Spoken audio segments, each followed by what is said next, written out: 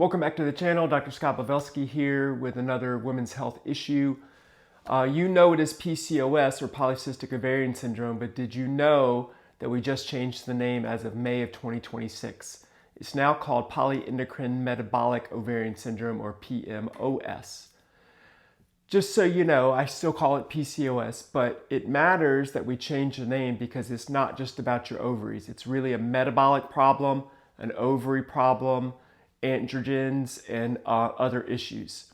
So there's a lot of misinformation about PCOS. Everybody says cysts. They're really not cysts. They are eggs that didn't quite make it to the full egg and ovulation. So what's supposed to happen every month is your brain sends a signal to your ovaries and says, make eggs, make eggs, make eggs. And in your ovaries, you make a bunch of tiny little cysts. One of them becomes the dominant follicle, gets bigger, bigger, bigger, out pops the egg.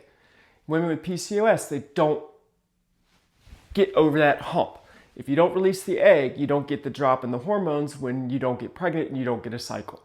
So how do we diagnose it? It's something called the Rotterdam criteria, and we need 2 out of the 3. We need irregular or absent periods, signs of excessive androgens like hair growth or acne, and these little PCOS appearances of the cysts on the ovary. These do not hurt. These are super small, 0.5 centimeters. So this is a typical PCOS patient. Not everybody, but a lot of people are overweight. And the data shows that if you decrease your weight by about 5 to 10%, you can start ovulating on your own. They typically come in with irregular cycles. They may have a cycle once a month and they miss one for 3 or 4 months. Then they have random bleeding all the time. Because they're not getting the signal to shed the lining of the uterus every month, that lining is in different phases. So part of it's bleeding, part of it's not. This part stops bleeding and then this part continues to bleed. It can lead to precancer or cancer, so it is important to address it.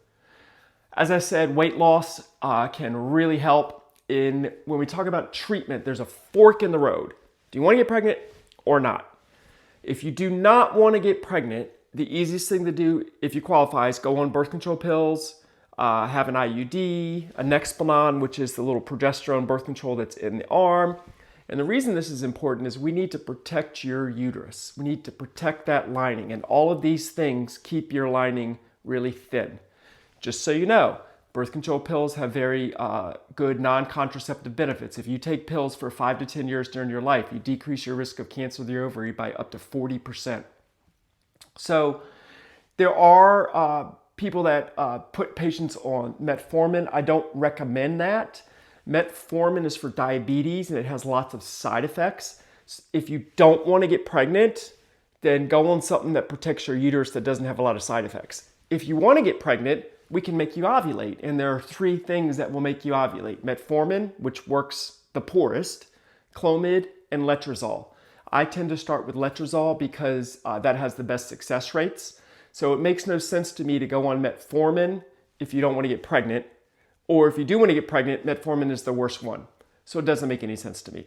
So bottom line is PCOS or PMOS is very common, causes irregular cycles, excessive hair growth or acne, and these pre-follicles and make fertility difficult. So talk to your OBGYN. I'm going to continue doing some of these educational events for patients. So please like and subscribe. Thank you so much.